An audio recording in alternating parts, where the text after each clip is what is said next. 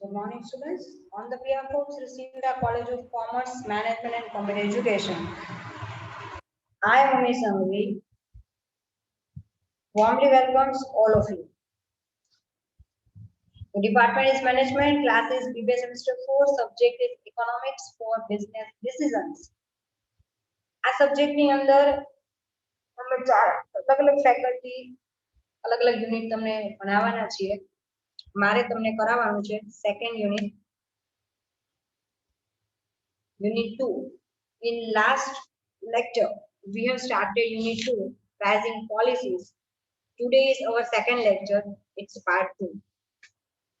Syllabus copy જોઈ લઈએ સૌથી પહેલા યુનિટની. Meaning of pricing policy, importance of pricing policy, objectives of pricing policy, factors affecting pricing policy, methods and strategies of pricing policies. એની અંદર cost or full cost pricing છે, going rate, skimming and penetration, rate of return pricing, multi-stage pricing, peak load અને customary pricing. આટલું આપણે આજના મતલબ કે આપણા યુનિટમાં આપણે લર્ન કરવાનું રહેશે.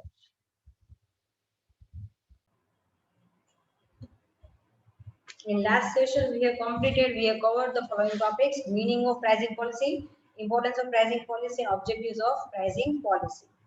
Today we will cover the following topic: factors affecting pricing policies.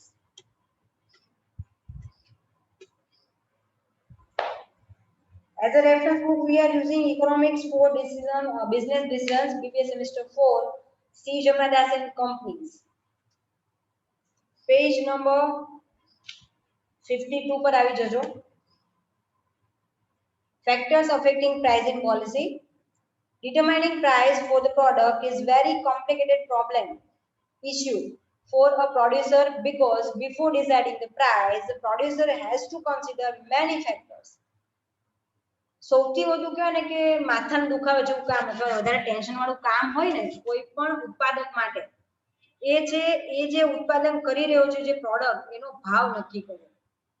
કારણ કે એ ભાવ નક્કી કરતી વખતે એને ઘણી બધી બાબતો ઘણા બધા ફેક્ટર્સ છે કન્સિડર કરવા પડે છે. On the other side, pricing is the source of revenue, so the producer cannot ignore this side of production activity. એટલે અહીંયા આ છે ઈ પ્રાઇસ ના આધારે તો તમે જ્યારે સેલ્સ કરશો તો ઈ ભાવ જેટલો રાખ્યો છે એ પ્રમાણે તો તમને આવક મળવાની છે, રેવન્યુ જનરેટ થશે.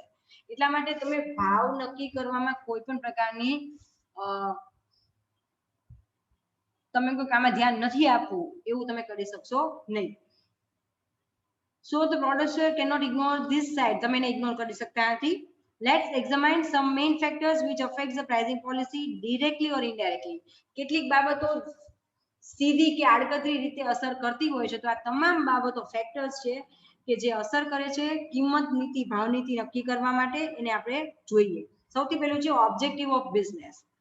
Before starting the production activity, the firm has to determine the certain objectives related to different sectors of the production activity, like maintenance and control, profit level and pricing policy. તો અહીંયા કોઈ પણ production activity શરૂ કરતા પહેલા કોઈ પણ પેઢી છે કંપની છે એને આ બાબતો ધ્યાનમાં રાખવાની છે કે શું હેતુ શું છે ધંધાનો. Though the objectives are different for different sections, अलग-अलग section માટે अलग-अलग હેતુઓ હોઈ શકે છે. We should not forget that there must be coordination among them. मतलब अलग-अलग બાબતો માટે अलग-अलग હેતુઓ હોઈ શકે પણ એ તમામ હેતુઓને તમારે કોઓર્ડિનેટ કરવા પડશે. We should not the objective must on one line, otherwise there will be conflict among them and final objective will not be achieved. मतलब અહીંયા સેક્શન વાઇઝ તમે જે ઓબ્જેક્ટિવ છે એને તમારે એક લાઈનમાં એકી સાથે મૂકવા પડશે જેથી કરીને મેઇન ઓબ્જેક્ટિવ તમે કર્યો છે એ તમે અચીવ કરી શકો. આ ન કરો તો તમે ગૂંચવાઈ જશો. The pricing policy makes the stage of for earning the profit. Pricing policy છે એ એક આખું સ્ટેજ નક્કી કરે છે કોઈ પણ ધંધામાં નફા કમાવા માટે. સેકન્ડ પોઈન્ટ લઈ લઈએ. સેમ પેજ નંબર પર આપેલું છે 52 પર. Nature of the competition. Under perfect competition there arises no problem of pricing of the product. જો તમે સંપૂર્ણ હરીફાઈ વાળા બજારમાં કામ કરો છો તો તમારે ભાવનું કઈ વિચારવાનું જ નથી, ટેન્શન જ નથી. શું કામ? પરફેક્ટ કોમ્પિટિશન છે, બજારમાં જે ભાવ ચાલે છે એ પ્રમાણે માલ વેચવો પડશે, તમે ભાવ બદલાવી શકતા નથી. As the producer does not fix the price of his product, he has just to follow the market trend and to follow the price. And the market trend ને જ follow કરવાનો રહે છે. In that sense, here he is not the price maker, but he is a price taker. આ સંજોગોમાં ઈ ભાવ નક્કી કરવાવાળો નહીં, પણ જે બજારમાં ભાવ ચાલે છે લેવાવાળો, not maker but taker, લેવાવાળો ગણાશે. બીજું જોઈએ, under the imperfect competition, પૂર્ણ હરીફાઈ નહીં, અપૂર્ણ હરીફાઈ વાળું બજાર, the situation differs. તમને થોડોક મોકો કે ચાન્સ મળે છે કે તમે ભાવ નક્કી કરો, પરિસ્થિતિ બદલાય છે. In this competition, pricing policy becomes important.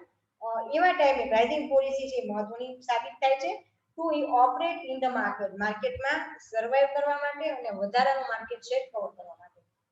In monopolistic competition, ઇજારાવાદી હરીફાઈ હોય, there will be a cutthroat competition among producers. Monopolistic એટલે ઇજારાવાદી નો થઈ, monopolistic competition ની અંદર cutthroat competition હોય છે પ્રોડ્યુસરો વચ્ચે. So pricing will be complicated problem, અને એવા ટાઈમે પ્રાઇસ નક્કી કરવી ખરેખર કોમ્પ્લિકેટેડ ગૂંચવણ ભર્યો પ્રશ્ન બની જાય છે.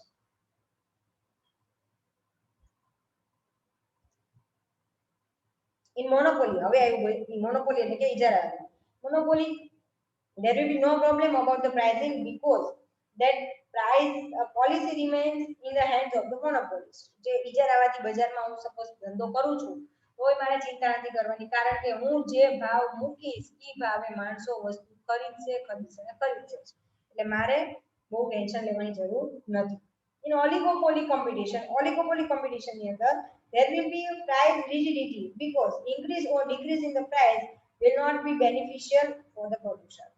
ઓલિગોપોલી માર્કેટ જે નોર્મલી હોય છે લગભગ, તો એની અંદર તમારે પ્રાઇસ છે એ રિજિડિટી રહેશે, કારણ કે ભાવમાં વધારો કે ઘટાડો કરવાથી કોઈ પણ પાર્ટી છે એને ફાયદો થવાનો નથી, એટલે કોઈ જ વ્યક્તિ ભાવમાં છેડછાડ કરવાનો પ્રયત્ન કરશે નહીં. નેક્સ્ટ પોઈન્ટ લઈ લઈએ, third point, product and promotion policies. Product policy and promotion policy cannot be throughout in different directions. They are two sides of the same coin. मतलब તમે પ્રોડક્ટ પોલિસી જુદી રાખો, પ્રમોશન પોલિસી જુદી રાખો, એ possible નથી. બંને એક સિક્કાની બે બાજુ છે. There must be coordination between product policy and promotion policy. There should be adequate to each other. मतलब કે અહીંયા એક છે એ બીજાને કોમ્પ્લિમેન્ટ કરે એવી પોલિસી હોવી જોઈએ. બંને એકબીજા માટે સપોર્ટ કરવી પોલિસી હોવી જોઈએ. બે માટે ડિફરન્સ હોય તો ચાલશે નહીં, કોઓર્ડિનેશન પ્રોપરલી થવું જરૂરી છે આ બંને પોલિસી વચ્ચે. Next point, down the line conflict and the coordination. Generally the producer likes to change the price of his product in the market according to his calculations. Normally કોઈ પણ વ્યક્તિ હશે ને એ પોતાની ગણતરી પ્રમાણે ભાવ નક્કી થવો જોઈએ માર્કેટમાં, એવા માઇન્ડસેટ સાથે નોર્મલી કોઈ પણ વ્યક્તિ વેપારી કામ કરે છે. So it becomes the selling price of the product, અને ઈ એવા કેલ્ક્યુલેશન સેટ કરવા માંગશે કે જેનાથી એને નક્કી કરેલો ભાવ છે એ વેચાણ કિંમત બની છે. But here we have to note that only producers will not enough to settle the price policy.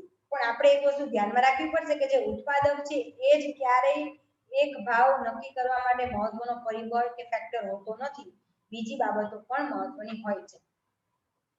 There are another two factors, બીજા પરિબળો પણ છે which have great importance in the market, જે બજારમાં પ્રભુત્વ ધરાવે છે, મહત્વ ધરાવે છે. They are wholesaler and retailer. એટલે ઉત્પાદક જે ભાવ નક્કી કરશે એના પ્રમાણે હોલસેલર અને રિટેલર પણ એવી વ્યક્તિઓ છે કે જે ભાવ નક્કી કરવામાં મહત્વની ભૂમિકા ભજવે છે. Their functions also plays an important part in the pricing policy. એમની બાબતો, એમના પોઈન્ટ ઓફ વ્યૂ ને પણ પ્રોડ્યુસરે કિંમત નિર્ધારણ કરતી વખતે ધ્યાનમાં રાખવા પડશે.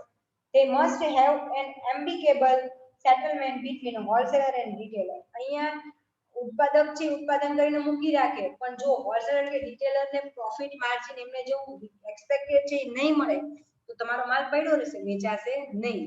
તો અહીંયા તમારે પ્રોડ્યુસર, હોલસેલર અને રિટેલર આ ટ્રાયેંગલ ગણાશે. આ ત્રણેય પાર્ટી સાથે મળીને એ તમામ બાબતોને કન્સિડર કરીને તમારે પ્રાઇસ નક્કી કરવી પડશે. Next point, fifth, pricing as a routine matter. It is found that before deciding the pricing of his product, the marketer studies the market conditions for similar products and then he settles price for his own product. આજે મારે ભાવ નક્કી કરવો હોય તો મારે સીધી વાત છે, હું મારા કોમ્પિટિટર શું ભાવ રાખે છે, એમની ક્વોલિટી કેવી છે, એ બધી વસ્તુ મારે ધ્યાનમાં લેવી પડશે. તો એક માર્કેટર છે એ કમ્પ્લીટ માર્કેટમાં સર્વે કરશે કે બાકી બધાની સેમ જે પ્રોડક્ટ છે, સિમિલર પ્રોડક્ટ, એ લોકોનો પ્રાઇસ શું છે. There may arise a question. એ સિવાય પણ ઘણા પ્રશ્નો છે કે જે ઉદ્ભવી શકે છે. દાખલા તરીકે why a producer does so, શા માટે કરવું જોઈએ? The answer is he has to deal with the market demand and market trend. જવાબ છે કે માર્કેટર જો પોતાની મનમોજી પ્રમાણે ભાવ નક્કી કરશે તો નહીં ટકી શકે, સર્વાઈવ નહીં કરી શકે. સર્વાઈવ કરવા માટે એને માર્કેટમાં ડિમાન્ડ શું છે, માર્કેટનો ટ્રેન્ડ શું છે એ જાણવું પડશે. સો he has to keep himself with other producers. એને બધાની સાથે રહીને કામ કરવું પડશે. If he increases the price, it will hit to the demand inversely, and if he decreases the price, the buyer consider his product as an inferior product. In both cases, the demand will be affected. હવે એવું બની શકે કે જો એ ભાવ વધારી દે એની પ્રોડક્ટનો અને એના જેવી સિમિલર પ્રોડક્ટ માર્કેટમાં છે તો તમારા કસ્ટમર્સ બીજે ડાયવર્ટ થઈ જશે, કારણ કે સેમ ક્વોલિટી વાળી ઓછા ભાવમાં તમને બજારમાં પ્રોડક્ટ મળતી હોય તો તમે શું માટે વધારે ભાવ ચૂકવો, અથવા તમે ભાવ ઘટાડો છો તો લોકો એવું પણ સમજી શકે છે કે આ લોકોની પ્રોડક્ટમાં કંઈક ખામી હોવી જોઈએ, ક્વોલિટી કંઈક ઓછી હોવી જોઈએ, એટલે લોકો માર્કેટમાં ભાવ ઓછો રાખ્યો છે. તો અહીંયા બંને સંજોગોમાં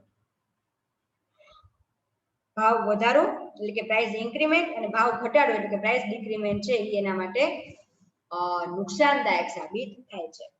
The proportion of routine depends upon the following top points. હવે આ રૂટીન છે એ નીચેના સબ પોઈન્ટને આધારિત છે. પહેલો સબ પોઈન્ટ લઈ લઈએ 5.1 numbers of pricing decisions.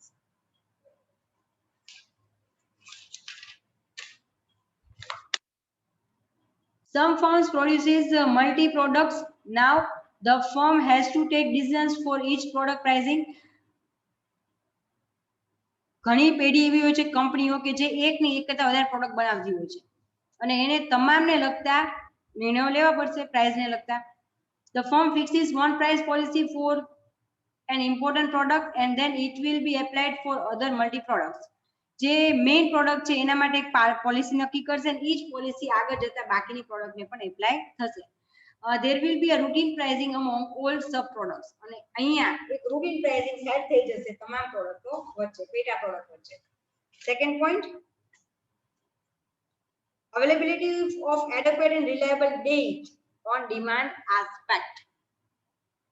Reliable and perfect data is required for price fixing, but sometimes such data is not available. In this case, the firm has to depend upon mechanical formula. On that base, pricing can be possible. So,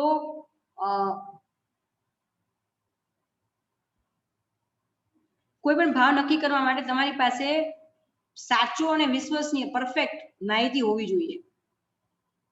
એની અંદર એ એક mechanical એટલે એના કારણે પેઢીએ એક mechanical formula ઉપર depend રહેવું પડે છે. Third point, competitive market. Some markets have cutthroat competition. Under this situation, the firm becomes helpless to set up the pricing according to its own way. એટલે cutthroat competition હોય મતલબ perfect competition, તો એની અંદર અગાઉ વાત થઈ એમ જ તમે ભાવ નક્કી કરી શકતા નથી. So it has to accept the common routine pricing formula without any change. તો એને બજારમાં જે રૂટીન પ્રાઇસિંગ ફોર્મ્યુલા ચાલે છે એ પ્રમાણે પોતે પ્રાઇસ સેટ કરવી પડશે અને કોઈ પણ ફેરફાર કર્યા વગર. If it tries to set a new pricing rate, it is possible that its product may be thrown out from the market. અને છતાં એ પોતે નવો ભાવ નક્કી કરવા માંગે તો બની શકે કે બજારમાંથી એની પ્રોડક્ટ ફેંકાઈ જાય. નેક્સ્ટ લઈ લઈએ હવે 6 point external factors.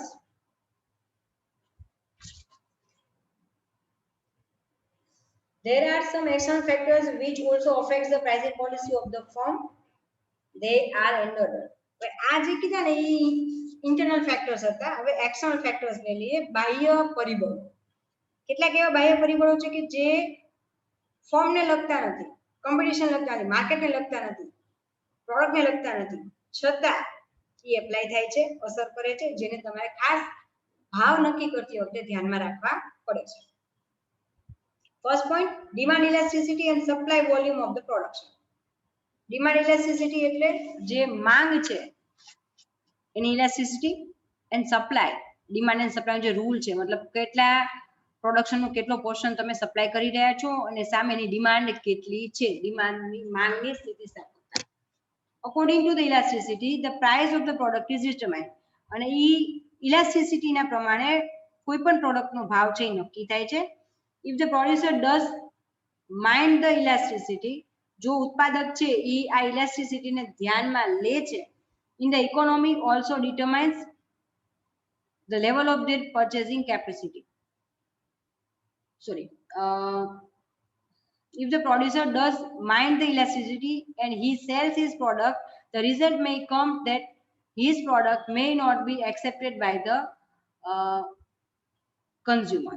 એટલે અહીંયા જો પ્રોડ્યુસર છે ઇલાસ્ટિસિટીને ધ્યાનમાં રાખ્યા વગર એ પોતે પોતાની પ્રોડક્ટ વેચે છે, તો બની શકે કે એની પ્રોડક્ટ છે એ કન્ઝ્યુમર છે એ એક્સેપ્ટ કરે નહીં, ગ્રાહકો સ્વીકારે નહીં. Second point, consumer general purchasing power in the economy also determines the level of their purchasing capacity.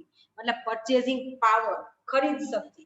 આજે ગ્રાહકો છે, મંદી જો બજારમાં ફેલાયેલી હોય, કામ ધંધા ઓછા હોય, તો તમારી પ્રોડક્ટ નો ભાવ તમે ગમે તો ઓછો રાખો, રિઝનેબલ રાખો, પણ જો ઈ જે ગ્રાહકો કસ્ટમર્સ છે એ લોકોને ઈ એમના પ્રાયોરિટી લિસ્ટમાં તમે પ્રોડક્ટ હશે જ નહીં, એનું પર્ચેસિંગ પાવર છે એ ઘટી ગયો હશે, તો એ ટાઈમે તમે તમારી પ્રોડક્ટ માર્કેટમાં મૂકો છો વધારે ક્વોન્ટિટી, છતાં પણ લોકો પરચેસ કરવાના નથી. એટલે લોકોની ખરીદ શક્તિ છે એ પણ મહત્વનું પરિબળ છે. આજે મારા ખીચામાં રૂપિયા હશે અને મારે વસ્તુની જરૂરિયાત હશે, આ બંને હશે તો હું મારો પર્ચેસિંગ પાવર ગણાશે, તો હું વસ્તુ ખરીદીશ. બરાબર. Price should be in the level according to there economic level. એટલે આજે આ ઇકોનોમિક લેવલ છે એના પ્રમાણે તમારો ભાવ હોવો જોઈએ. Third point, the trend of the government also affects the pricing policy.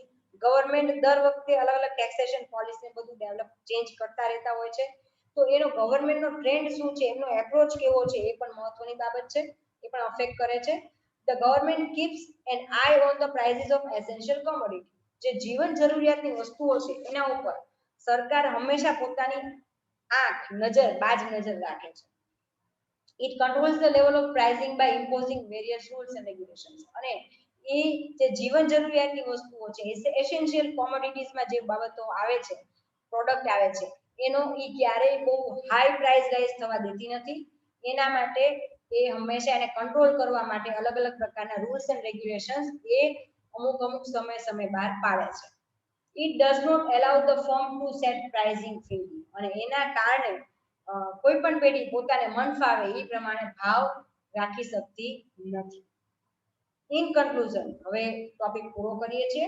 In conclusion, we can say that pricing policies are always flexible according to the constant changes in economical, cultural, habitual and technological conditions. તો અહીંયા pricing policy છે ક્યારેય rigid ન હોઈ શકે, એ હંમેશા flexible હોવી જોઈએ. અને જેવો અર્થતંત્રમાં, કલ્ચરલમાં અથવા કોઈ વ્યક્તિની ટેવ હોય એમાં અથવા ટેકનોલોજીકલ ચેન્જીસ પરિસ્થિતિઓ બદલાય એ પ્રમાણે વસ્તુની પ્રોડક્ટની પ્રાઇસમાં પણ તમારે અકોર્ડિંગલી ચેન્જ લાવવો પડે છે. Secondly, pricing policies depends upon the foresight of the producers. એ કોના પર આધાર રાખે છે પ્રાઇસિંગ પોલિસી? તો ઉત્પાદકો છે એમની ફોરસાઇટ ઉપર, ડિમાન્ડ ફોરકાસ્ટિંગ, ભવિષ્યમાં માંગની આગાહી શું છે એના આધારે, and the government attitude towards the business sector. અને ગવર્મેન્ટનો કયા પ્રકારનો એપ્રોચ કે એટીટ્યુડ છે તમારા પર્ટિક્યુલર જે પ્રોડક્ટ તમે પ્રોડ્યુસ કરો છો એ સેક્ટર માટે, પોઈન્ટ ઓફ વ્યૂ કેવો છે એના આધારે આ બધી જ બાબતો ધ્યાનમાં રાખીને જો તમે પ્રાઇસ કે કિંમત નક્કી કરો તો તમને મેક્સિમમ બેનિફિટ તમે મેળવી શકો છો. આ સાથે જ આ સેશન પૂરું કરું છું.